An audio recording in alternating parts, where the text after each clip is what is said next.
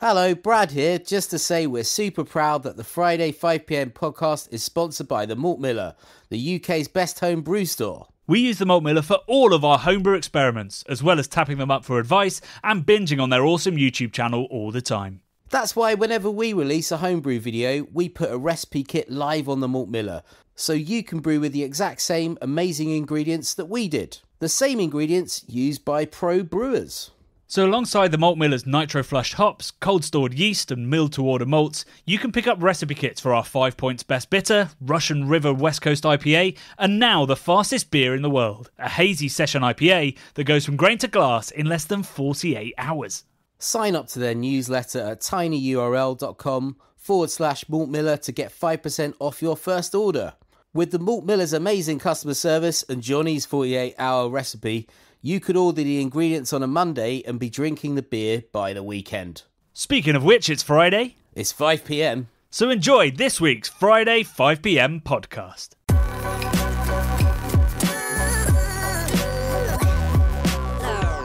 Happy Friday, Big Geeks. I hope you've got a beer in your glass. I'm going to start with a question for you. Bradley, we are creeping up on the 100th episode of Friday 5pm. No way. That's crazy, man. Yes, we are. I think this will be episode 90 of Friday 5pm specifically, excluding the bubble. So I'd love to hear, maybe on social or send us an email, craftbeerboys@gmail.com, what you think we should do for our 100th episode.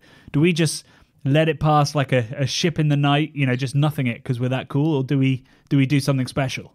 What you mean, like we did with our 500th episode on our YouTube channel, Johnny? What did we do? That went by without any fanfare, really. I think it did, yeah. We just forgot.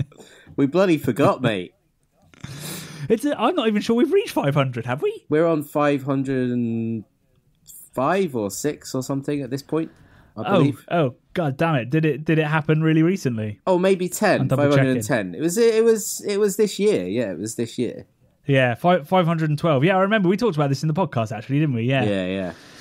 Yeah, we let that slip by. So let's not let Friday 5pm 100th episode disappear. I think it's been, because it gave us sanity in lockdown. I think it gave the listeners, some of them sanity, might have driven some insane over lockdown, and it's been a little success story and a little way for us to round off the week. So I think we should do something, maybe a live episode on the YouTube channel. Wow. Oh, right. Okay. Like I know what you mean. So like a video episode. That'd be interesting. Yeah, so we could record it like on the Thursday night, have some beers, do it live on the YouTube channel. Yeah. And then publish it on the Friday for everybody that didn't join live. That could be nice. Everyone would see me sat in my pants though, Johnny. Well, I guess I wouldn't be sat in my pants at 5pm. Well, yeah, that's how you get around that one, yeah. Yeah. That's a good point. Okay, I love it. Let's do that. Maybe we can have people commenting and answer the questions and make it a real hootenanny. A hootenanny. Let's do it. Yeah, that sounds awesome. So I said send us some ideas. We've then answered the question, but you can still send us ideas if you've got ways. If we do a live version, tell us what you'd like to see, like maybe guests, or we could drink certain beers that call back to old episodes or something. Like if you've got a favourite moment in Friday 5pm, we'll drink the beer we were drinking or talking about or something. And any ideas are open. So hit us up on socials, at Beer Channel on Instagram. At Craft Beer Channel on Instagram, at Beer Channel on Twitter. Hit us up on Facebook in the Messenger, or send us an email, craftbeerboys@gmail.com. I've also... and we will... I was going to say, Johnny, the best way to contact us, though, is to join our Discord forum. And you do that by becoming a bloody Patreon, mate.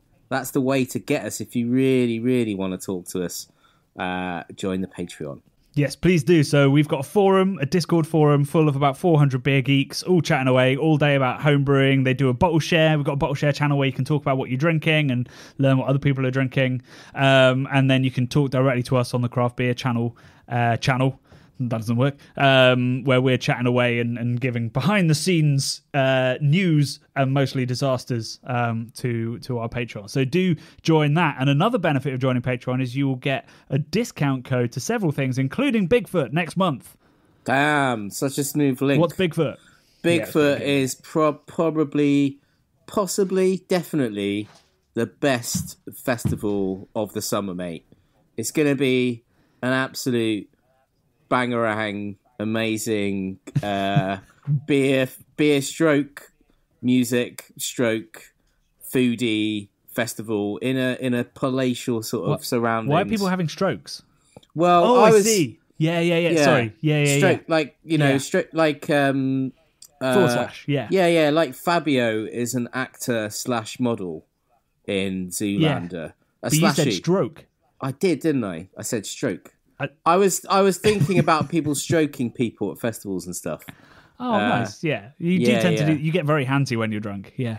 Well, I was just thinking back to the time when I was at Glastonbury. I might have taken some extracurriculars and was sat next to an old lady that said I reminded her of a 1970s wrestler, and she was very enamoured with me. Yeah, she's not wrong.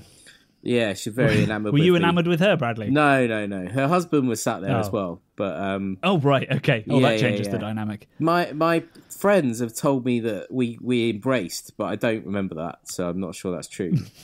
But yeah, apparently I embraced a granny who said I looked like a 70s wrestler. So there you go. If you haven't embraced a granny at Glastonbury, have you really been to a festival? Right. Exactly. Well, I'll tell you what, mate. So anyway, Bigfoot will be nothing like that. Well, you can never be grannies to embrace there. There will be all sorts of folk there to embrace, and we should all maybe embrace. I don't know. COVID levels quite high, aren't they? But hold your breath and embrace. Safely embrace. But do you know what, man? If you join the bloody Patreon, even if you don't like us, just to get the code, then you're going to save so much money if you're coming to Bigfoot. Join the bloody Patreon. That's all I'm saying. A remarkable plug for the Patreon. Come on. Yes, so Bigfoot is a craft beer and music festival. The headliners this year are Happy Monday, Karangabin, and Caribou, right? Caribou, yeah. Caribou. Yeah. So pretty sweet lineup. And if you're anything like me and you're into really, really very heavy, slightly emo experimental music, then And So I Watch You From Afar are playing. So that's where I'll be. Nice. Very, very drunk and moshing like I still have the long hair that I had as a teen that we're not going to talk about. I was going to say, are you somehow going to turn up with like Pete Wentz hair and like black guy liner on and like really skinny jeans and a sort of emo band hoodie? That's what I want. I think so. That's what I want. It'll be a wig, but I think so. Okay, give the people what they want. Noted. Pete Wentz. I'll get an embrace if I turn up like that. I believe, isn't Pete Wentz like quite high in a movement of people that want to go into Area 51, whatever it's called in America? He's like a kind of truther guy now. If you've got Fallout Boy money, you can have hobbies like that, can't you? I'm pretty sure he's an alien. No, not an alien, but he likes aliens a lot. I mean, I like the sound of aliens, apart from if they're scary aliens, obviously. Yeah, we want nice aliens. Yeah. Please. We want aliens that are going to sort of help us with our problems in the world, not. Yeah, if they could come and just like, no, wouldn't it be great if an alien came and he was like, oh, this is cool because I actually breathe CO2. Yeah, and breathe out oxygen, so I'll just move in. And if another alien came and he was like, oh, I'm actually really good at home brewing. You don't want to do it like that, lads. You're not very efficient with your boil there. You want to get a fan going, some extraction, and increase the efficiency of your boiling rate. That'd be brilliant, wouldn't it? Bradley, these links are just borderline professional. Come on. I've totally glossed. Sorry, I was just going to say I've glossed over our week in beer, but let's go straight into the video, maybe. I don't know. Yeah, don't ruin the link. We'll do the video. We'll do the week in beer. We'll talk about my book release and your trip to Howling Hops in a bit. Yes, so this week's video was the second episode of our Omnipollo Odyssey, in which we brewed two absolutely massive Imperial Stouts and had easily the most challenging brew day we've ever had, in which, I mean, we spent, obviously off camera, about an hour spitballing ideas of getting more sugar out of this mash. And as I remember it, is you throwing perfectly legitimate ideas at me and me just being a nihilist, just be like, screw it, doesn't matter, we can't do that, that won't work. So I apologise to you, Brad, for being so down for about an hour there.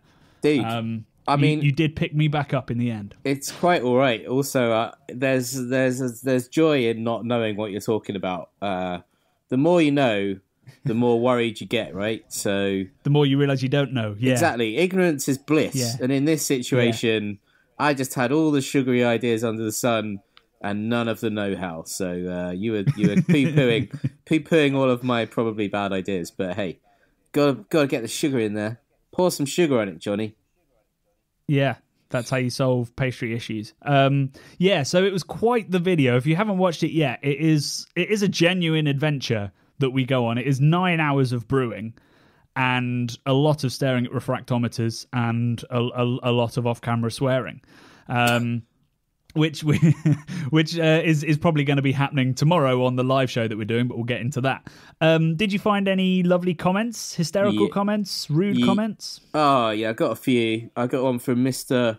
Rougelot, who said, on today's Craft Beer Channel video, Henok saves water, Brad quotes the Dalai Lama, and this is in the voice of you, and I bankrupt the channel. So he's doing a sort of Jeremy Clarkson intro there, I believe, Mr. Rougelot. And on that bombshell. Exactly. We had some... I bankrupt the Craft Beer Channel every day.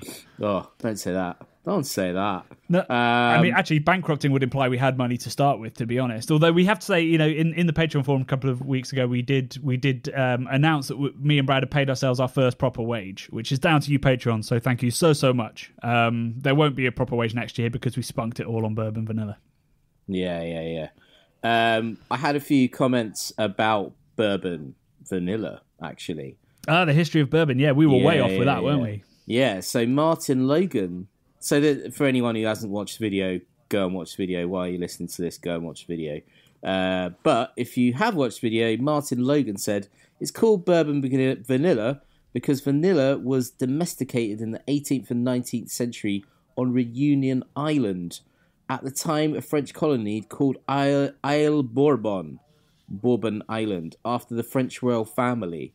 And he said, I actually thought vanilla bourbon could only come from the Reunion Islands or Mauritius Island, not Madagascar. So that sounds like the strain was obviously from those islands and now is on Madagascar, because that was Madagascar, right?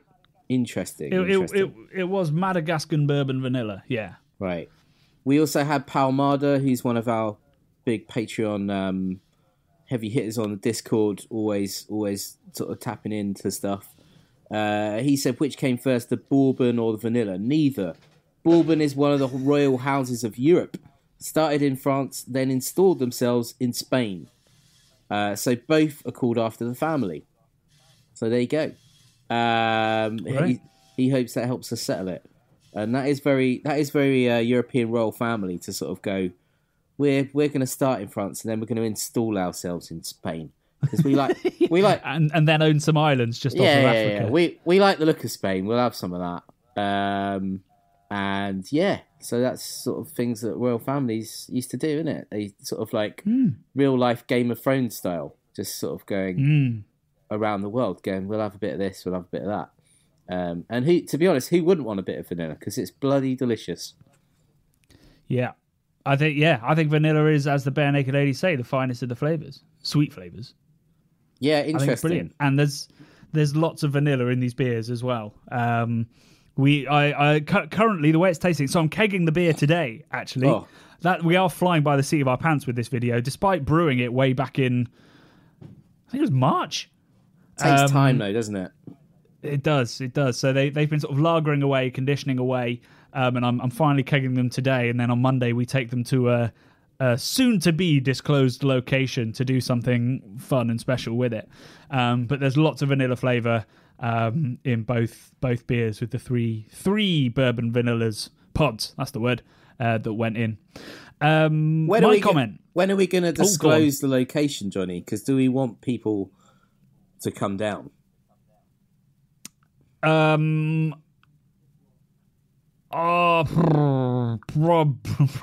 not. I tell you what, maybe we'll stick it on the Discord, the secret location. Yeah, maybe the Patreons can know, because they might be charitable about how these beers turn out. I've still got yeah. My confidence is low, We're back in the 100 IBU red IPA territory where I'm like, I'm not sure this is any good, Brad. I've got faith. Faith. We'll see. So yeah, the comment that I picked out, great comment here from Gordork.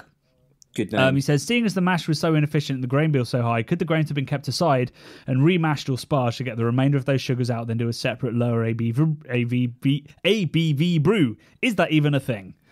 It's 100% a thing. So it would have been absolutely standard practice, particularly back in the 17 and 1800s, where you'd brew the big premium beer that was going to make you lots of money, and then you would do second, third, even fourth runnings of that mash to rinse out the grain to make lower ABV beers, or beers that you'd then sort of blend together with other stronger beers to get exactly what you're aiming for. So these second and third and fourth runnings, definitely a thing, and something we could have done.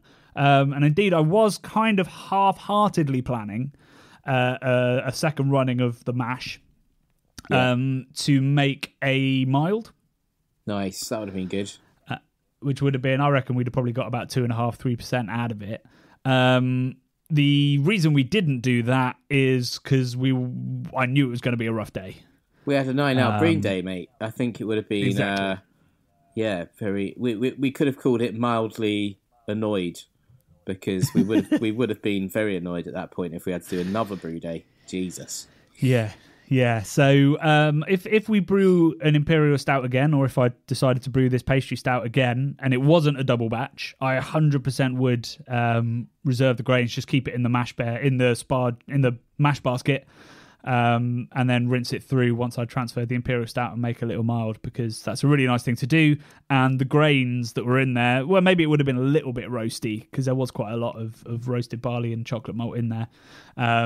Would probably make quite a tasty beer with a really fruity yeast that left some body. Yeah. So yeah, great question. A couple of people mentioned that we should have done a second runnings, and yeah, we should have, but for our sanity, we didn't. Talking of brewing big beers again, Johnny, we're only doing it again tomorrow, aren't we? We are doing it again tomorrow. So as we mentioned briefly last week, we tomorrow are doing our next live show. It is a live brew where we will be brewing a raspberry and cacao nib imperial porter. Crazy. Thankfully, we only have to we have to hit 1081 is the final original gravity of this beer. So it's a full 35 points lower than what we had to hit for our Imperial Stout. So it should be a slightly easier brew day, but it's still going to have its moments, I think. So yeah, that is for Big Brew Day, which is run every year by Grainfather and Lallerman Yeast, which is basically they tried to make that year's biggest sort of digital brew day where everybody can join in. So hopefully we're going to have hundreds of people all over the world brewing this Imperial Porter recipe, which came from Weathered Souls in Texas, who were the founders of the Black is Beautiful campaign. And we're hopefully going to be chatting to Marcus, the founder of the brewery and the creator of the recipe, tomorrow, but he hasn't replied to my email with timings and links. So fingers crossed he gets back to us in the next 24 hours. And hopefully he'll be joining us for a chat, but we'll also be interviewing Sam from Grainfather and Rob, the founder of Malt Miller, as well. So there'll be lots of homebrew chat, but also, we've got over 100 beers in the Craft Beer Channel fridge, so Brad and I will be cracking those, having lots of fun as we brew, taking questions from you, and generally getting increasingly loose, shall we say, and having a lot of fun. So even if you're not a homebrewer, it should be really good fun. The link is in the descriptions box for this podcast, and it is on our YouTube channel and our Facebook page, so you can't miss it. Nice. You won't be able to move for us from 4 p.m. tomorrow. So join us then. Yeah, man. How's your week in beer been? You been up to anything exciting? I have. So I announced two things. One is a crowdfund that I've been working on with a lovely brewery called Duration up in Norfolk. Nearly went live. So if you want to invest in a brewery and help them build an amazing tap room at a 16th century barn, I'll stick a link in the descriptor for that. But even more excitingly, my next book was announced this week. So it's called The World's Greatest Beers, and it is I don't really know what the word for it is. It's got 8 different authors. So there's me, there's Pete Brown, there's Emma Inch, there's Claire Bullen, there's John Hull, there's Roger Protz. We're talking god tier beer writers. Compendium. It's a compendium. A compendium. That's a great word for it. Yeah. And we've all selected 30 of our favourite beers. Well, the process was we all selected 30 of our favourite beers, and then obviously lots of people put Allagash White, lots of people put Sierra Nevada Pale Ale, lots of people put Steady Rolling Man. So we all had to then fight and come up with the next sort of 5 beers that we'd have put on that list. So Nice. it's not my favourite 30 beers, it's my favourite 30 beers having argued with 7 other beer writers. And that's going into a beautiful book, all separated by writer, but then telling you where you can go and arranging it by style and everything like that. So it should be a really great book. Hopefully people are going to use it. A, it's like a great little coffee table book because it's going to be quite beautiful, but B, so that you could use it for inspiration for travel. Like, where shall I go? Where's a great beer holiday? And you'll look and see that, like, holy crap, like Prague or North Carolina or I don't know, San Francisco are all exciting places to go if you're a beer lover. So it should be a really, really good book. Nice. That sounds great, man. What about yourself? You were at Howling Hops, right? Yeah. So over the bank holiday, I was I went to Howling Hops. I went to Hackney Wick, and I've recently bought a boat, Johnny. So I say a boat. Wait, what? It's not really a boat. It's a little tender. So I on eBay, I was just sort of trawling as I do, and I found a little unsinkable plastic boat, which is bright orange, which is like my favourite colour. Unsinkable, you say? Well, supposedly. They said that about the Titanic, my friend. It's actually made by Bic Pens, the French company that make Bic biros. They make this little boat. It's for people who've got bigger boats and they want to get out to them. It's a tender. Yeah, it's a tender. Yeah. So I bought it off of. I suspect he was a sea gypsy, Johnny. He told me, well, he's from the Medway. I paid £100 for a boat that was slightly damaged, slightly bruised, but it turned up. And by the time so basically it's made of this plastic that looked a bit bent. By the time he'd driven it to me in his transit van / home, it all of the bent bit had like bent back out. So it's, you get different kinds of plastics, don't you? And some of them, they want to go back to their default shape. Anyway, by the time it got here, it looked perfect. So I got this £100 boat. Then I bought some little vinyl letters off of Amazon. Brad, can I just stop you there for 1 second? Yeah. And just say that this boat sounds so sinkable. It could be bent in shape over a drive. I'll tell you what, mate. I drove it. I piloted it around. Is piloting the right word? I don't know. I was the captain. Around Hackney Wick in the River Lee for about an hour and a half. Didn't sink. But I bought some little letters, little vinyl letters, Johnny, on Amazon. I think they cost me about £3. So we're up to £103. And do you know what I called it? Guess what name I called it? It's a beer themed name. It's a tiny boat. Oh. Hey, it could still be beer themed. Titanic. Oh, no. It's called Half Pint. Half Pint. Yeah, because it's tiny. I like it. So I managed to get my girlfriend to come and sit in it with me. And it is honestly brave, comically small. And I bought a little electric outboard engine that goes on the back. And we were whizzing around Hackney Wick. And I even managed to get a beer from another boat that was selling beers from a little hatch. So we Sounds legit. Pulled up next to it, got a little beer, had a little drink drive around. It was great. And then we ended the day in Howling Hops, where I drank some of their lager, which I thought was tasting particularly nice. I enjoyed it. I used to love their Keller Pills. It's nice and sweet. This was a bit more of a straight up crispy boy, but it was actually a pretty sunny day, and it was just very, very enjoyable, great sessionable beer. So that was what I did. Where are you storing this unsinkable boat? It's if anyone wants to look what it's called a Bic Sportyak 213, and it is probably shorter than I am. So we're talking about a 5 foot long boat, Johnny. I can pick so it's stored at your house? Yeah. I can pick it up with one arm. That's how light it is. It's crazy. Oh, wow. So unsinkable. Yeah. So basically, mate, we're gonna have to make some content in the tiniest boat ever. Now we're gonna have to, because I've called it Half Pint in sort of celebration of my love of beer, and in hope that we might make some sort of content from it at some point. My cat is meowing profusely now around me. Sorry about that. If anyone, you were worried about all sorts of noises from your garden, but now we've I've got the gardeners in, and they've just waved through the window saying they're finished. So my garden is now complete. It's not the building site that it was during the build of the Brudio. It's now looking pretty swish. Nice, pretty swish. And as far as thanks, it's thumbs up through the window from me. Feel a bit bad about that, but there you go. If you're looking for a gardener in the North Hertfordshire area, I could highly recommend. I've forgotten their name.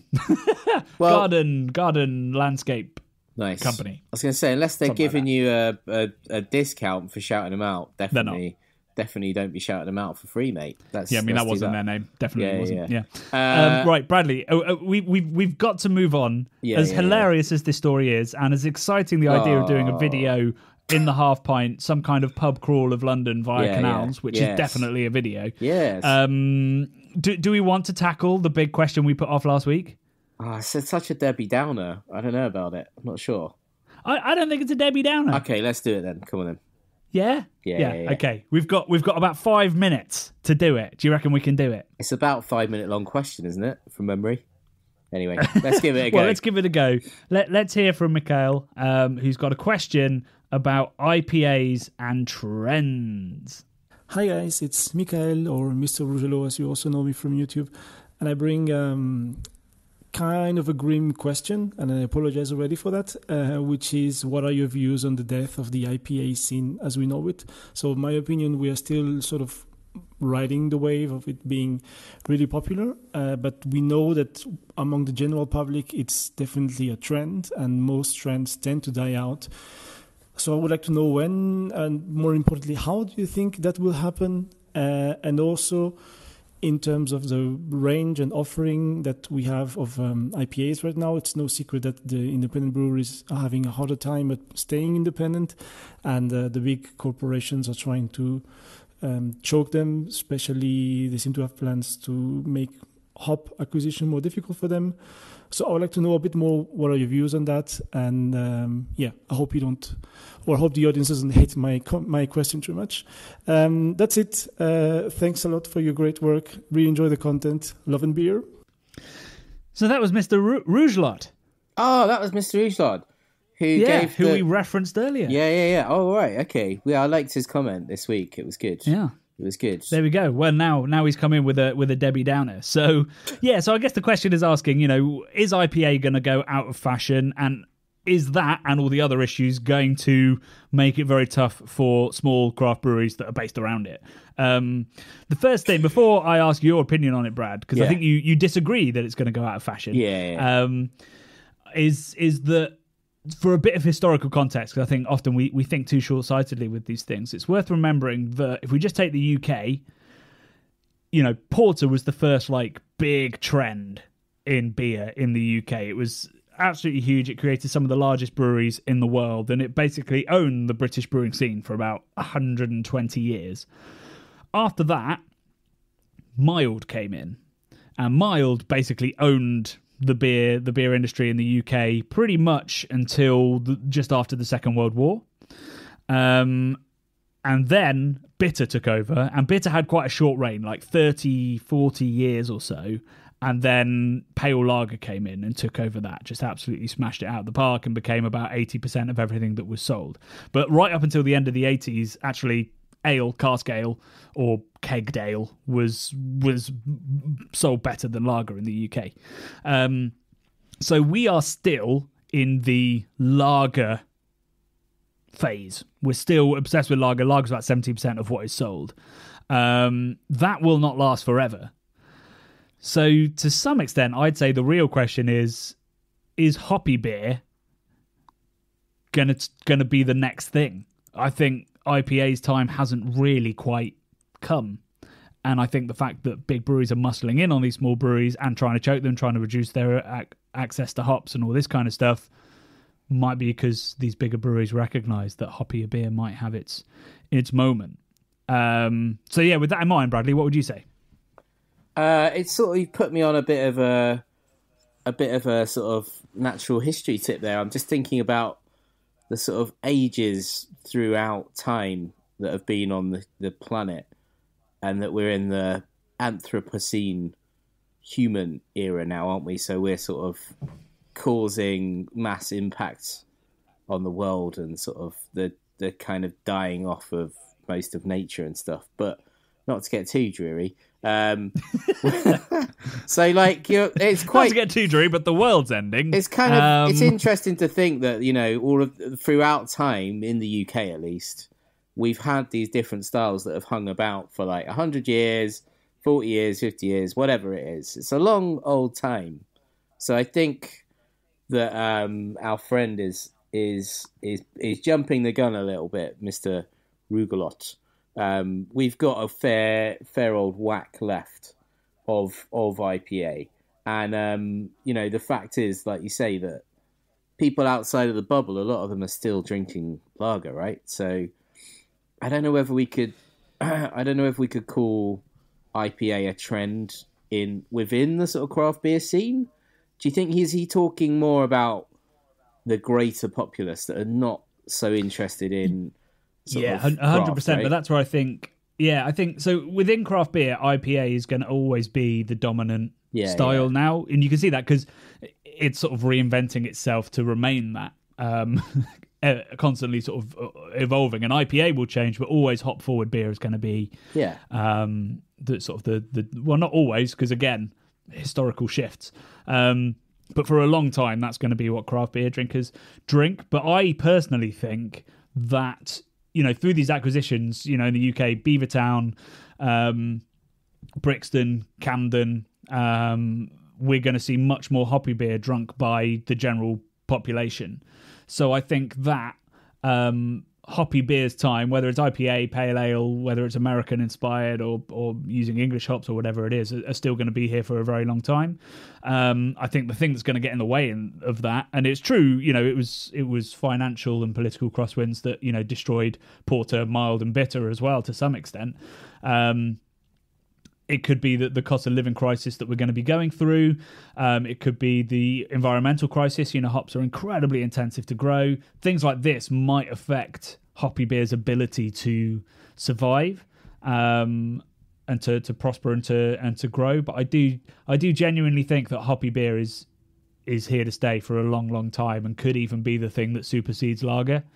It just won't be the 8% hazy IPAs that are very trend driven and won't last that long, that we're seeing in the craft beer industry now. We're seeing, you know, I think stuff like Steady Rolling Man is probably the longer term, the future, basically.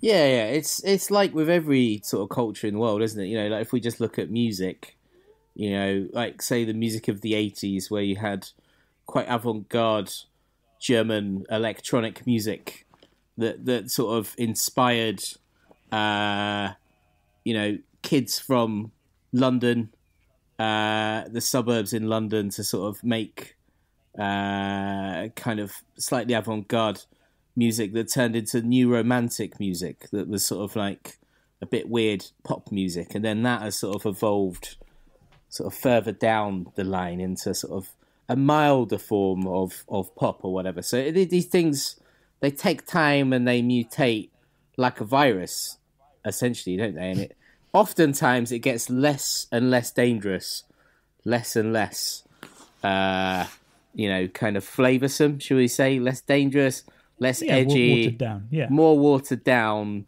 as it progresses. So my thinking is, like you say, it'll become maybe less pokey as it becomes more popular. So, as it goes more mainstream, you're going to get a kind of a flattening out of any sort of exciting edges potentially. But I don't think it's going anywhere. And I think hop forward beers will remain firmly in place. It's interesting to think about, are hops going to become more sort of genetically modified? Are there going to be things where they can suddenly taste like anything, or do we even need to have hops? Because there are yeast strains that they've imbued with qualities that bring hop-like compounds, right? And flavor profiles. Absolutely. Yeah, genetically modified yeast that create, the aromatic compounds that are in hops through yeast producing it. So there's definitely going to be innovations like that make the kind of flavors in hoppy beer without having the intensive farming, without having the potential for off flavors, grassiness and stuff like that, without having so much storage issues. Obviously, storing yeast is tricky, but equally there's companies that will do it all for you. I think people will find a way to keep hoppy beer going. Yeah, I guess my question, Mr. Rugelot, is: should we be worried about beer as we know it disappearing because of technology striving forward, the price of hops, maybe areas where hops are grown are going to become arid? Probably not that soon, but will all the way that sort of where wine is made is kind of changing because of our climate is changing. Will hop growing regions disappear? Will they move? Will hops become too expensive to transport around the world because we are, sort of heading towards a future where we shouldn't be moving around the planet quite as often and quite as much as we do? So, yeah, a lot of things to think about. Yeah, I mean, that's... I see now why you called this question a Debbie Downer, because you're taking it to the logical conclusion of the human race. Yeah. I think really, in answer to the question, is probably for the next 40 to 50 years, we're only going to see hoppy beer or hop-inspired beer get more popular. Yes. But we might see the producers of the very niche, very expensive stuff struggle a bit. As a result of what you were just talking about, also big moves by the bigger breweries and by the cost of living crisis. But I do genuinely think that there is space in the world for lager to continue its incredible dominance, and for IPA and IPA derivatives to have its moment. So I wouldn't worry that IPA is disappearing. I wouldn't even worry that the rise of other styles like Pilsner and Helles in the craft beer industry is going to threaten many taps. I think we've just got too much love for these styles right now, but longer term, probably not quite in our lifetime, maybe just towards the end of it, there will be another generational shift, and I don't know whether that'll be towards hoppy beer or something new. And we always think there can't be another new thing, but they probably thought that at the end of the 19th century as well. Dude, I hope we're not on the dark timeline where everyone is just drinking hard seltzers in 10 years' time. I think seltzer exploded, but I think that's already starting to deaden. Hard teas are starting to mop up some of that in the States, and it's a constantly evolving thing, and I'm not quite sure where that one's going. But maybe that's a question for another time, because we are well over our usual 30-minute podcast length. So I hope you've enjoyed the elongated version of this. I think it was worth it for Brad foreshadowing his own death in the Thames on his boat by saying it's unsinkable. So anyway, we will see hopefully lots of you tomorrow at 4 p.m. on the channel, link below, but also it will be on the channel soon as we're live, and we're going to have a lot of fun tomorrow, I hope.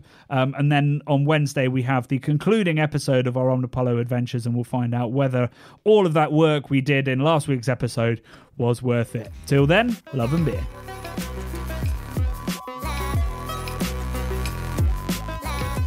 The Bubble and Friday 5pm podcasts are brought to you by the nerds behind YouTube's craft beer channel. You can watch over 400 mini documentaries at youtube.com/the craft beer channel. And if you love what we do, support us via Patreon and get access to merchandise and our amazing Discord forum, a positive and welcoming space for everyone who loves beer, food and homebrewing. Love and beer.